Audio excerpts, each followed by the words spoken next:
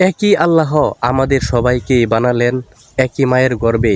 যেমন করে শিশু কাঁদে, ঠিক তেমনি আমরা সবাই জন্মেছি একই রবের ইচ্ছায়।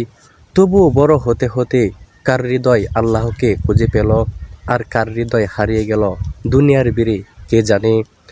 রাতে যখন সব শব্দ থেমে যায়, চাঁদ আকাশে নীরবে জ্বলে থাকে, তখন আল্লাহ খুব কাছে আসেন। তিনি ডাকেন, আমার বান্দা তোমরা কোথায়? কিন্তু কত হৃদয় সেই ডাক শুনেও ঘুমিয়ে থাকে। কেউ আল্লাহকে পায় সেজদার ভিতর, কেউ পায় চোখের অশ্রুতে, আবার কেউ পায় না, কারণ তার চোখ ভরা দুনিয়া, হৃদয়ে জায়গা নেই রবের জন্য। প্রিয় বন্ধুরা, একবার ভাবুন তো, আপনি আমি কি বিন্দু পরিমাণ সেই রবের কাছে প্রিয় হতে পেরেছি? বা বর্তমানে এমন কিছু কাজ করছি যে আমরা আল্লাহর কাছে প্রিয় হতে পারবো? একবার চিন্তা করেন তো।